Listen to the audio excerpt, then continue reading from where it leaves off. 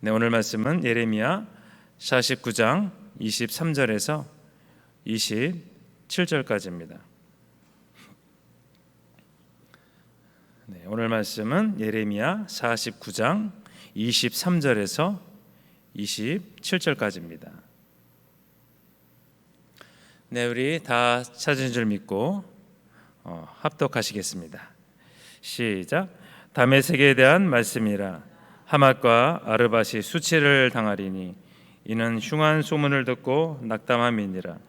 바닷가에서 비틀거리며 평안이 없도다. 다메섹이 피곤하여 몸을 돌이켜 달아나려 하니 떨림이 그를 움켜잡고 해산하는 여인같이 고통과 슬픔이 그를 사로잡았도다. 어찌하여 찬송의 성읍 나의 즐거운 성읍이 버린 것이 되었느냐. 이는 만군의 여호와의 말씀이니라. 그런즉 그날에 그의 장정들은 그 거리에 엎드러지겠고 모든 군사는 멸절될 것이며 내가 다메섹의 성벽에 불을 지르리니 베나닷의 궁전이 불타리라. 아멘. 네, 오늘 말씀은 열국도 하나님의 것입니다 라는 제목으로 말씀을 나누겠습니다. 우리 성도님들 동물의 세계라는 다큐멘터리를 많이 보셨을 텐데요. 거기서 보면 동물들이 이 자식들을 얼마나 사랑하는지 알 수 있습니다.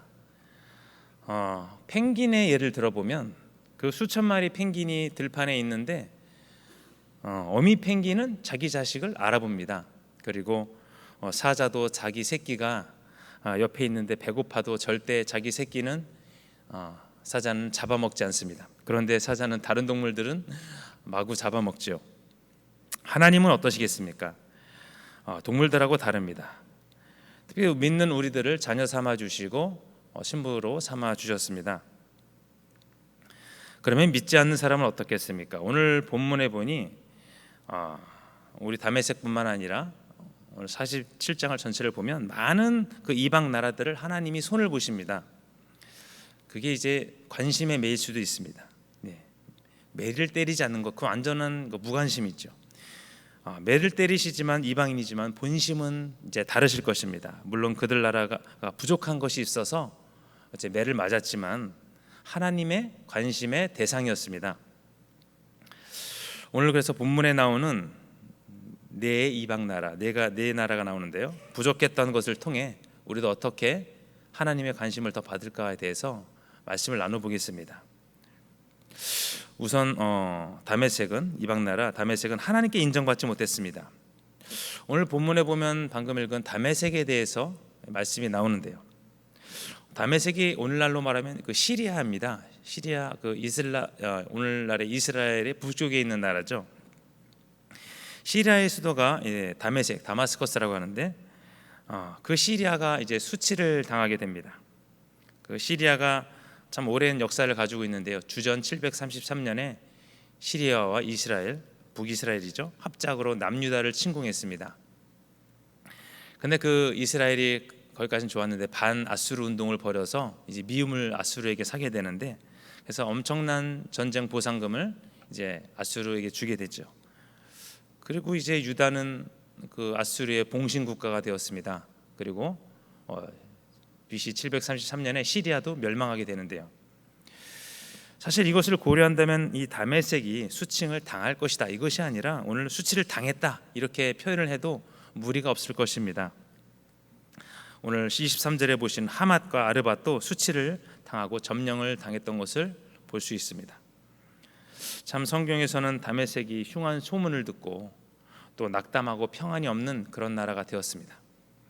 본문 23절을 보겠습니다. 제가 읽겠습니다. 다메섹에 대한 말씀이라. 하맛과 아르밧이 수치를 당하리니 이는 흉한 소문을 듣고 낙담함이니라. 바닷가에서 비틀거리며 평안이 없도다. 참 바닷가에서 비틀거렸다는 말은 이해가 잘 되지 않는데요. 왜냐하면 그 다메섹은 아시겠지만 내륙 국가이기 때문입니다. 네, 그만큼 근심이 바다처럼 요동을 쳤다, 이것을 말씀하고 계신 것입니다. 다메섹이 이제 아수르에게 수치를 당했다, 그러면 이제 다메섹의 그 도시가 이제 점령을 당했다, 이런 말씀일 텐데요. 오늘 24절을 계속 보겠습니다. 다메섹이 피곤하여 몸을 돌이켜 달아나려 하니 떨림이 그를 움켜잡고 해산하는 여인같이 고통과 슬픔이 그를 사로잡았도다. 네, 떨림이 그를 움켜잡으니 이제 거의 패닉 상태에 이른 것입니다. 마치 그 고통이 해산하는 여인과 같다 이렇게 표현하고 있습니다. 그러나 문제는, 더 큰 문제는 이제 더 이상 달아날 수가 없다 이런 문제인데요. 그리고 26절에도 장정들도 넘어지고 장정들은 선별된다지만 힘을 쓸 수 없고, 27절에 도시 그리고 베나닷 궁이 화염에 휩싸일 것이다 이렇게 계속 징계의 말씀을 하고 계십니다. 네, 그렇습니다. 다메섹이 이렇게 된 이유가 무엇일까요? 바로 그것입니다. 하나님께 인정을 받지 못했습니다. 결국에는 우리도 그렇지만 그렇게 인정받지 못하면 이제 영원한 것은 없는 것입니다. 그래서 우리가 세상에 살면서 참 깨달을 것이 많이 있습니다. 이 세상에서도 인정받지 못하면 낙오가 되거나 정체가 됩니다. 그래서 그 많은 사람들은 오늘날에 살아가면서 어디 집단에서 인정받기 위해서 많은 애를 씁니다. 그러나 생각해 보면 그것은 큰 문제가 아닐 수 있습니다. 근데요, 하나님께 인정받지 못한다는 것은 굉장히 큰 문제입니다. 영생을 주시는 분이 이제 하나님 아니시겠습니까? 그래서 나는 세상에서만 인정받으면 된다, 이것은 어리석은 생각이죠. 우리가 먼저 생각해야 할 것은 하나님 앞에서의 행동입니다. 그리고 하나님께서의 반응이시죠. 자, 그래서 하나님께 인정받는다는 것은 어떤 것일까요? 소자에게 물 한 그릇 주는 것이 아닐까 합니다. 네, 그것이 인정받는 것입니다. 그것이 어려운 일이 아닙니다. 그러나 더 깊이 들어가면 결국에는 하나님 말씀에 순종해야 된다는 것입니다. 이 물 한 그릇 주는 것, 쉽고 어려운 것을 떠나서 순종이죠. 그것을 이제 하나님께서 받으십니다. 하나님께서 인정받는 방법, 다른 것이 아니고 바로 그 한 가지입니다. 그래서 하나님이 원하시는 것을 해야 됩니다. 많은 생각 때문에 사람들은 넘어집니다. 그것이 이제 선한 것인 줄을 알면서도 여러 가지 이유를 들어 회피할 때가 많이 있습니다. 인정만 받으면 되는 것을 그렇지 못하고 중도에 이제 넘어지게 되는 것인데요. 그래서 하나님은 양심을 통해서 계속 말씀하십니다. 나에게 인정받으라. 하나님의 음성이 들려옵니다. 그러나 사람이 꾀를 내어서 그 일을 이제 그르치게 됩니다. 아니면 베드로처럼 예수님 앞에서 3번 저주하게 되는 장면도 우리가 생각할 수 있습니다. 결국 사람에게 인정받으려고 하는 것은 욕심일 수가 있지만 하나님 앞에서 인정받으려고 하는 것은 참 순전합니다. 하나님도 순전하시고 말씀도 참 순전하시죠. 참 다메섹도 하나님이 많이 사랑하시고 관심을 가졌던 것을 알 수 있습니다. 그들에게 얼마나 많은 하나님이 음성이 양심을 통해서 다메섹에게 내려졌을까 한번 생각해 보게 되는데요. 그러나 그렇지 못했습니다. 깨어있지 못했고 결국 인정받지 못했습니다. 그래서 주님께 인정받는 것은 이제 깨어 있어야 합니다. 그것도 이제 온전히 깨어 있어야 됩니다. 그렇지 못하면 그 좋은 씨앗들을 이제 새들이 먹어버리게 되는 것입니다. 마음을 좋은 밭으로 만드는 것 참 중요합니다. 깨어 있어서 마음을 열고 행동하며 좋은 밭으로 만드는 것, 우리의 사명 중에 하나가 아닐까 생각합니다. 다음은 자만심을 버리고 하나님을 인정해야 했습니다. 우리 47장 5절 이후에 보면 이제 게달과 하솔 그리고 엘람이 나오는데요. 그 바벨론이 이제 기세가 올랐습니다. 오늘 바벨론은 게달과 하솔을 또 공격할 것입니다. 그 게달은 아라비아 지역에서 터를 잡고 있던 나라였습니다. 그리고 그들은 유목 생활하며 활을 잘 다루었고 산거래를 하면서 살아갔던 민족인데, 근데 오늘 하나님이 본문의 47장 5절 이하에 보시면 바벨론에게 하나님이 이런 말씀을 하십니다. 일어나라, 올라가라, 황폐하게 하라, 네, 점령하라, 이것이죠. 세 차례 얘기하시면서 이제 긴박감을 더하십니다. 30절을 보겠습니다. 여호와의 말씀이니라, 하솔 주민아 도망하라, 멀리 가서 깊은 곳에 살라. 이는 바벨론의 느부갓네살 왕이 너를 칠 모략과 너를 칠 계책을 세웠습니다. 네, 도망쳐라, 빨리 도망쳐라, 깊은 데로 숨어라. 하솔에게 하는 하나님의 말씀입니다. 그러니 바벨론에게 게달과 하솔은 공격하라 하고, 근데 반대로 하솔에게는 도망가라 합니다. 어찌 된 말씀일까요? 이걸 보면 이방의 주체는 하나님이시고 우리가 그걸 알 수 있고, 두 나라 모두 하나님이 관심을 가지고 계셨다, 이것을 우리가 알 수 있습니다. 또 29절을 보시겠습니다. 너희는 그들의 장막과 양떼를 빼앗고 그들을 향하여 외치기를 두려움이 사방에 있다 할지니라. 또 바벨론은 두려움이 사방에 있다는 것을 자꾸 알리라, 이렇게 말씀합니다. 즉 이 명령은 이제 게달이 멸망할 것을 이제 보여주는 것인데요, 이것을 시행할 자는 바로 바벨론입니다. 바벨론 왕 어떻습니까? 느부갓네살 왕 아시죠? 주전 605년에 바벨론 왕으로 등극했는데, 오늘 말씀을 보면은 바로 주전 605년 이후로 진행된 이야기를 알 수 있습니다. 또 하나님은 느부갓네살은 하나님을 심판하는 자로만 나오지 않습니다. 그는 우리 본문에 보시면 모략을 세우고 계책을 세웠다고 표현할 정도로 느부갓네살은 이 이방 나라들을 침공하기 위해 굉장한 계략과 모략을 많이 세워놨던 왕입니다. 또 마지막으로 34절 이후에는 엘람이 나오는데요, 엘람은 그 메소포타미아 지역에 있는 나라입니다. 예언자들은 엘람에 대해서 활을 꺾을 것, 이렇게 얘기하는데요, 활을 꺾이면은 이제 더 이상 전쟁할 수 없다는 이런 이야기가 되겠습니다.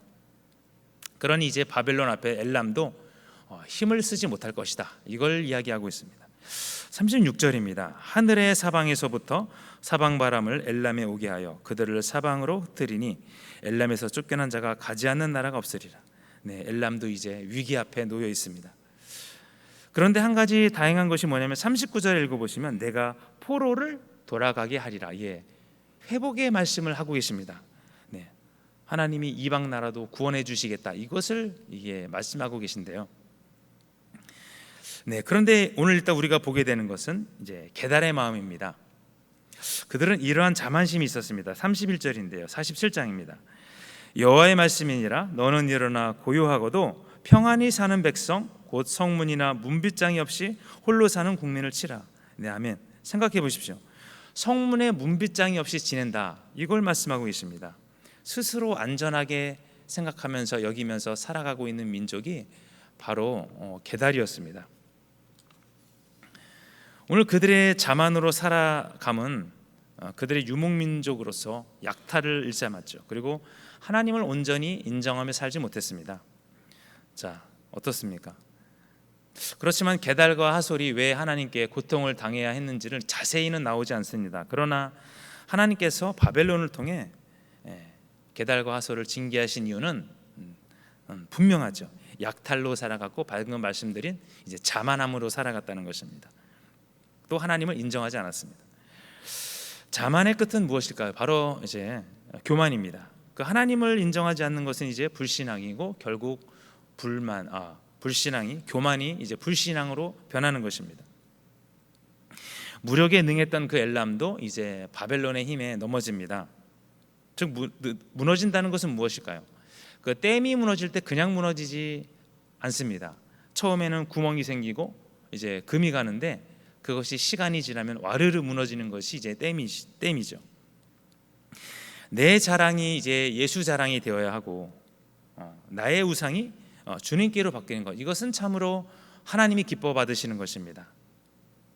결국 주님을 인정하는 것, 나의 삶이 내 삶이 아니라 하나님 삶으로 변화하는 것, 그것입니다. 결국 엘람은 하나님께 약속을 받습니다. 39절에 그러나 말일에 이르러 내가 엘람의 포로를 돌아가게 하리라 여호와의 말씀이니라. 결국 열국인 엘람도 하나님의 사랑 안에 있다는 것입니다. 내가 나중에 엘람 너를 구원해 주겠으니 지금은 징계를 받으라, 이것을 말씀하고 계십니다. 결국 죄는 하나님을 인정하면 없어집니다. 모든 것을 버리고 주를 따랐던 예수님의 제자들도 새로운 인생을 살게 되었습니다. 그 새로운 인생은 이제 출발점이 될 것입니다. 게달과 하솔도 이제 징계 후에 하나님 관심 안에 있었기 때문에 새로운 인생으로 돌아올 것입니다. 그래서 우리가 가진 것은 사실 작습니다. 그러나 우리가 가진 죄성은 큽니다. 나의 자만은 작은 것 같습니다. 그러나 큰 일을 벌이게 될 수 있습니다. 우리는 교만에 이르는 모든 요소를 없애야 하는데요. 나를 잘 보고 이제 하나님께 맡겨야 됩니다. 우리가 가만히 있는 것이 아니라 이제 맡길 때 없어지는 것이죠. 그리고 우리가 우리를 고치려고 하면 그건 굉장히 쉬운 일이 아닙니다. 내가 나를 본다는 것은 내가 어느 방향으로 가고 있는지, 내가 지금 A를 가려고 하는데 B로 가고 있지 않은지 이것을 이제 확인하는 것입니다. 맞습니다. 그리고 하나님께 맡긴다는 것, 그리고 끊임없이 믿음을 보인다는 것입니다. 결국 마음을 바로잡고 이제 믿음으로 사는 것입니다. 결국 믿음으로 살기 위해 나 자신을 계속 보면서 우리의 신앙을 이제 전진하는 것입니다. 네, 결론입니다. 오늘 바벨론이 침공했던 네 이방 나라의 부족했던 점을 통해 우리가 나아가야 할 길 두 가지를 말씀드렸습니다. 첫 번째는 하나님께 인정받아야 함과 두 번째는 자만을 버리고 또 하나님을 인정하는 것입니다. 말씀에는 초청을 받은 자는 많지만 택함을 받은 자는 적다고 말씀하셨는데요. 오늘 거룩한 이 길에, 믿음의 길에, 신앙의 길에 동참하시는 저와 여러분이 되시기를 예수님 이름으로 축복합니다.